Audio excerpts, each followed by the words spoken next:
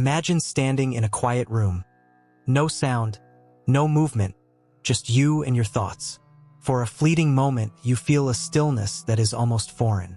Then, instinctively, your hand twitches toward your pocket. A ghost vibration, a flicker of panic. Where's my phone? That small, almost involuntary movement tells the story of an entire civilization drifting away from itself. We live in an age of infinite stimuli and finite attention. The human mind, once capable of sculpting cathedrals, decoding the cosmos, and composing symphonies, is now gasping beneath a flood of notifications, pop-ups, and algorithmic seductions.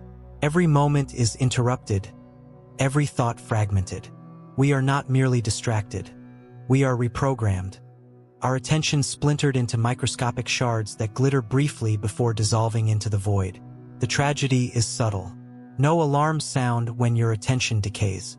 There's no red warning light flashing when you lose the ability to read a book for more than 3 pages without checking a screen. The collapse of focus happens silently, almost tenderly, one scroll, one swipe, one dopamine hit at a time. And like erosion, it's irreversible unless we confront it consciously. There was a time when silence was not threatening. People once sought solitude to think, to wrestle with ideas, to let the mind wander. But now, silence feels like suffocation. We fill it instantly with podcasts, music, reels, chatter. We claim it's to stay informed. But beneath that justification lies a deeper truth. We fear meeting ourselves in the quiet, because the moment the noise fades, the mind begins to reveal its hunger, its confusion, its exhaustion. We are overstimulated but undernourished, surrounded by information, yet starved of wisdom. The mind has become like a browser with too many tabs open. Sluggish, fragmented, unstable. Each new input steals a fraction of cognitive bandwidth until all that remains is the anxious hum of overstimulation. And yet, we keep consuming more, mistaking motion for meaning. The philosopher Friedrich Nietzsche once wrote, "There is more wisdom in your body than in your deepest philosophy." Perhaps he sensed that truth is not something to be chased relentlessly in the noise of thought, but something that emerges from stillness, from attention anchored in presence. But how can we reach that depth when every digital flicker drags us back to the surface? Somewhere in this storm of distraction, we've mistaken awareness for attention. Awareness is broad, reflective, connected. Attention, as we now practice it, is narrow, mechanical, addicted. We have trained ourselves to dart between fragments of reality instead of dwelling within it. Our eyes see everything, yet our minds register nothing. We consume endlessly but digest nothing. The tragedy is not that we've become inattentive. It's that we've forgotten what true focus even feels like. Consider how deeply this touches the soul. We don't simply lose focus. We lose intimacy with our thoughts, with the world, with one another. Conversations are interrupted by glances at glowing screens. Meals shared with loved ones are filtered through cameras before they reach the heart. Even art, once meant to be experienced slowly, is now repackaged into 30-second fragments of content. The depth that once defined human experience is being flattened into a surface we skim but never enter. And so, the quiet room becomes unbearable. We run from it into the noise, into the infinite scroll, the constant stream, the next thing. But every escape brings us closer to emptiness. Every distraction deepens the void. The question, then, is not whether we've lost focus. It's why we've surrendered it so willingly, and what, if anything, we can do to reclaim it before the ability to think deeply becomes a forgotten human art. Distraction today isn't accidental. It's engineered. Every pixel, every vibration, every perfectly timed alert is designed to capture, hold, and monetize your attention. What once was a tool to serve human progress has become a mirror that reflects our weaknesses and then exploits them. The devices we hold feel like extensions of ourselves, yet they pull us further away from who we truly are. The average person checks their phone nearly 200 times a day. Not because there's something urgent, but because the possibility of something new has become irresistible. This isn't human frailty, it's design. Every scroll releases a microdose of dopamine, a chemical whisper that says, maybe this time, it'll matter. But it rarely does. Still, we keep reaching, searching, refreshing, trapped in a cycle that feels like choice but isn't. Behind the smooth glass of your phone lies an invisible architecture of persuasion, a system meticulously crafted by behavioral psychologists, attention engineers, and data scientists. Its goal isn't to inform or enlighten. It's to keep you engaged. The longer you linger, the more data you generate, the more predictable and profitable you become. What's stolen is not just your time, but your mental sovereignty. This digital infrastructure thrives on fragmentation. Each app competes for the same finite pool of focus, so they become louder, faster, more emotionally charged. Outrage travels farther than nuance. Pleasure spreads quicker than truth. The result? Our minds are conditioned not for depth, but for reaction. We think less, feel more, and rarely pause long enough to question why. We scroll through tragedies and celebrations alike with the same mechanical motion of the thumb. The algorithm doesn't care whether you're inspired or enraged, only that you keep watching. And so the soul, once capable of wonder and contemplation, becomes a machine of reflexes. The mind adapts to chaos, and soon silence feels alien. Think about it. When was the last time you read something slowly, truly absorbed it, without checking a message, without drifting toward another tab? Even our reading habits mirror the algorithms. We skim, we scan, we gather fragments of insight, but never stay long enough to let meaning crystallize. In the pursuit of more, we have lost the capacity for enough. The philosopher Soren Kierkegaard once warned, "The press is an evil power if you are not constantly on guard against it." He wrote this in the 19th century, long before smartphones, social media, or 24-hour news cycles. Yet his warning feels prophetic. Today, it's not the press but the algorithmic feed that shapes what we see, feel, and believe. And we rarely question its influence because questioning requires stillness, and stillness has become unbearable. This isn't to demonize technology. The problem isn't the device, it's our relationship to it. We've built a world where constant stimulation masquerades as connection, and where silence feels like loneliness rather than renewal. We are told that to be plugged in is to be alive, but perhaps the opposite is true. The more connected we become digitally, the more disconnected we feel existentially. The architecture of distraction is not simply digital, it's psychological.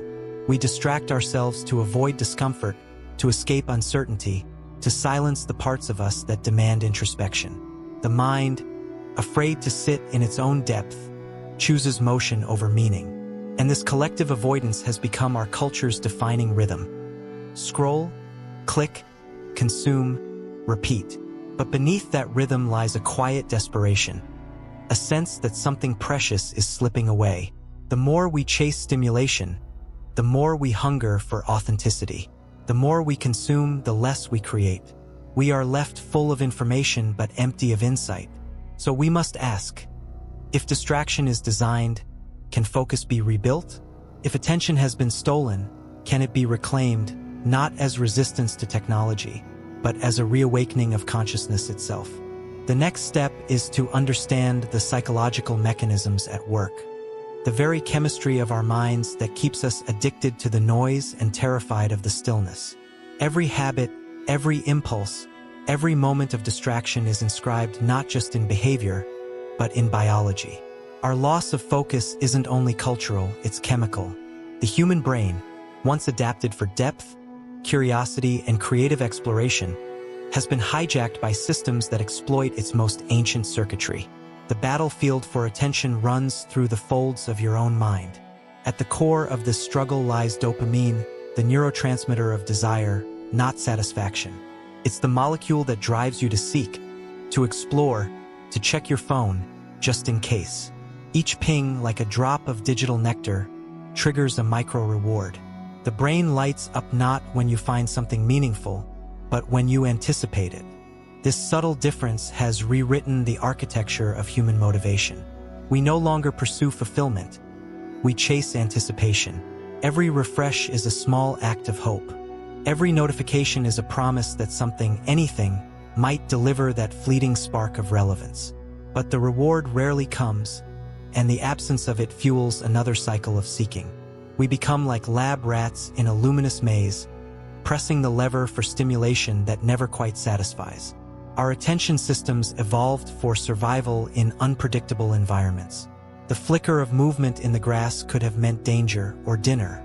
Evolution rewarded the vigilant. But now, those same instincts are exploited by technologies that flood us with endless movement. The next post, the next video, the next breaking headline. The mind cannot distinguish between relevance and noise. It just keeps scanning. Constant vigilance becomes chronic exhaustion. And exhaustion is the quiet killer of depth. A fatigued mind cannot think deeply, it can only react. It reaches for whatever feels easiest. The scroll, the click, the shortcut. Depth requires energy, patience, a tolerance for uncertainty. Distraction offers instant relief, even if it drains us further. The more we escape boredom, the more we feed it. This fragmentation doesn't stop at attention, it rewires identity. The self becomes modular, scattered across platforms and personas. We curate rather than contemplate, perform rather than reflect. In this fractured landscape, authenticity becomes a performance of coherence rather than its discovery. We don't ask, "Who am I?" anymore. We ask, "How do I appear?" And yet, beneath all this chemical choreography, something in us aches for stillness. The body remembers what the mind forgets. When we sit long enough, when we dare to detach from the perpetual feed, there's a faint pulse of ancient rhythm, an echo of our evolutionary calm. But the modern brain, saturated with stimulation, misinterprets stillness as deprivation. Panics, reaching for noise to restore the illusion of connection. The philosopher Blaise Pascal once said, "All of humanity's problems stem from man's inability to sit quietly in a room alone." It's a sentence that feels more prophetic with each passing year. Our inability to sit quietly is no longer just psychological, it's neurological. The circuits of rest and restoration atrophy while the loops of craving dominate. We scroll to escape anxiety, not realizing that scrolling is the source of it. The tragedy is that our capacity for deep thought still exists, it's merely dormant. The same brain that can memorize entire languages, paint galaxies of imagination, and conceive of quantum reality is now reduced to managing notifications. The same neural plasticity that enslaves us can also liberate us. But first, we must confront the truth. The addiction isn't in the device, it's in our chemistry. To reclaim depth, we must learn the art of withdrawal, not just from technology, but from the cycle of instant gratification itself. True focus demands detox. The mind must relearn how to linger, how to wrestle, how to wait. There is power in boredom. There is beauty in slowness. But such virtues cannot flourish in a brain that never pauses long enough to remember what stillness feels like. And so, we stand at a crossroads between evolution and regression. Will we continue feeding the circuitry of distraction, or will we rewire our minds toward depth once more? The next step takes us beyond biology, into the realm of meaning itself. Because even if we master attention chemically, we must still answer a deeper question. What, ultimately, is worthy of our focus? When attention collapses, meaning soon follows. The two are inseparable. What we give our focus to shapes what we believe, what we value, and ultimately, who we become. And when our focus fragments, so too does our sense of purpose.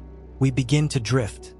Not because life has no meaning, but because we've lost the capacity to stay with anything long enough to discover it. We live in an age of abundance without depth. An infinite buffet of ideas, experiences, and information served in portions too small to nourish the soul. Every thought competes for immediacy. Every moment becomes disposable. The sacred act of contemplation has been replaced by the reflex of consumption. We no longer ponder the world. We scroll through it. The result is a quiet existential fatigue. We know more than ever, yet we understand less. We are surrounded by opinions but starved of wisdom. Knowledge, once something cultivated through patience and reflection, now arrives prepackaged, simplified, optimized for attention rather than comprehension.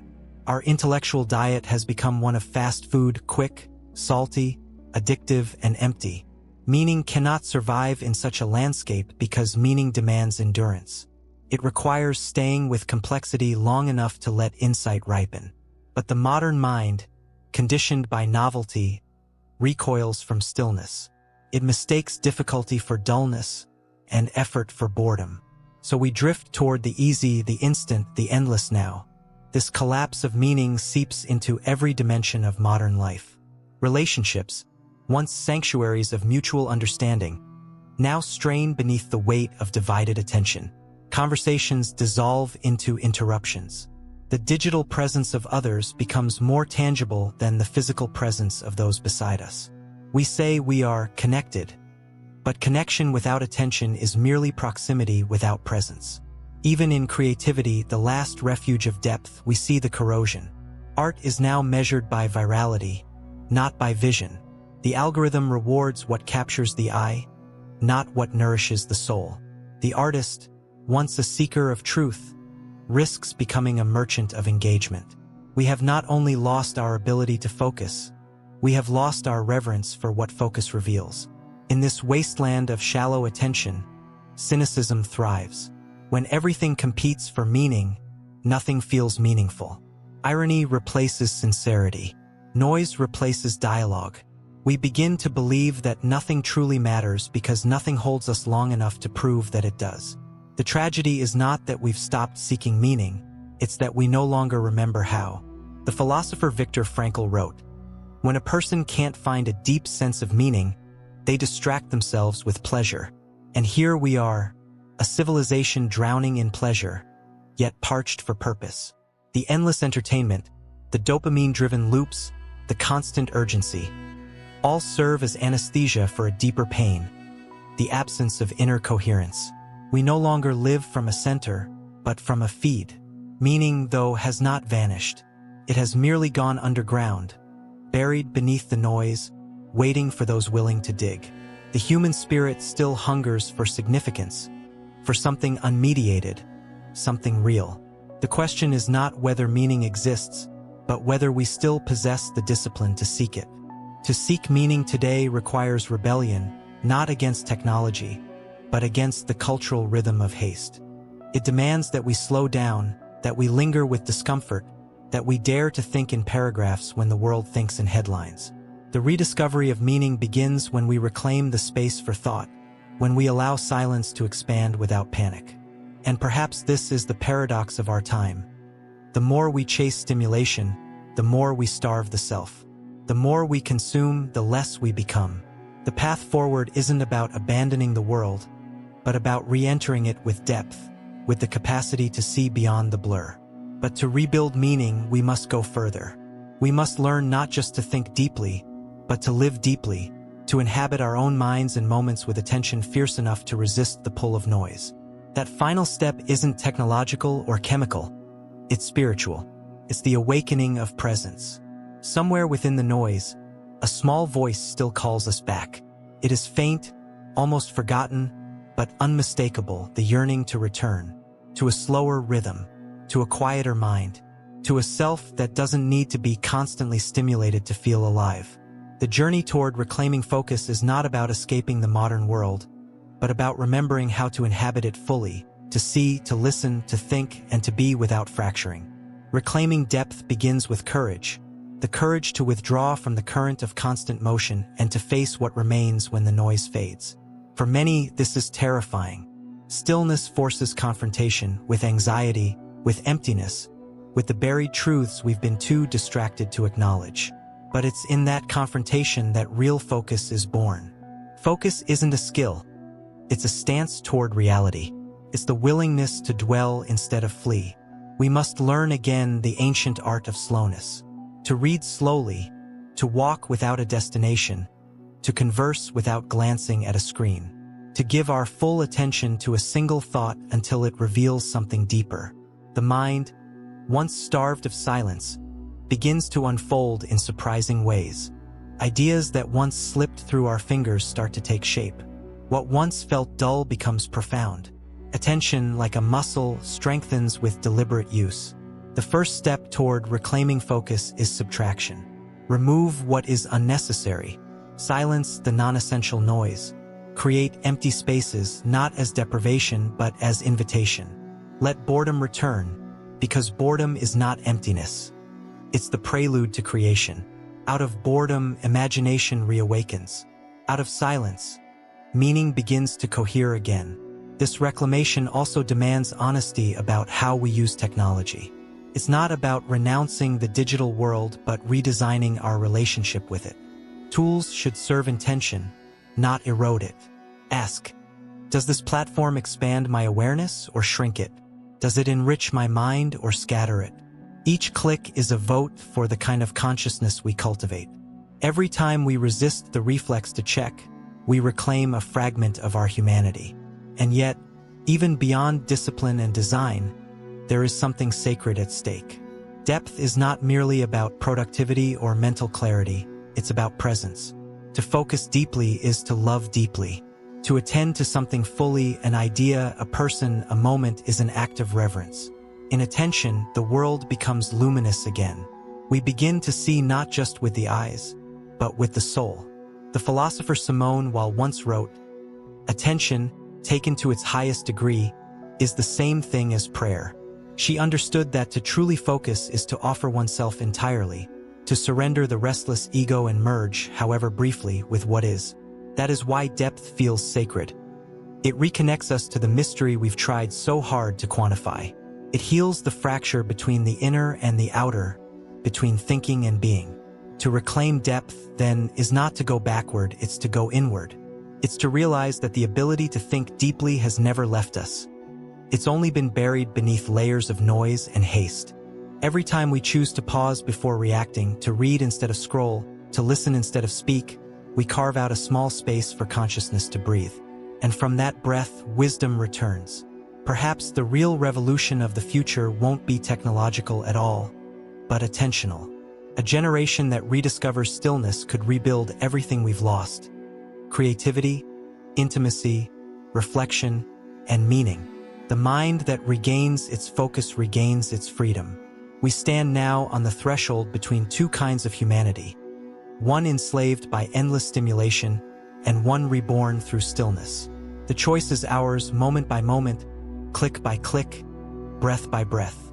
The world doesn't need more noise. It needs more noticing. To think deeply is to resist disappearance, to insist that consciousness itself still matters. And in that act of resistance lies the most radical form of hope. The hope that we might, once again, become whole.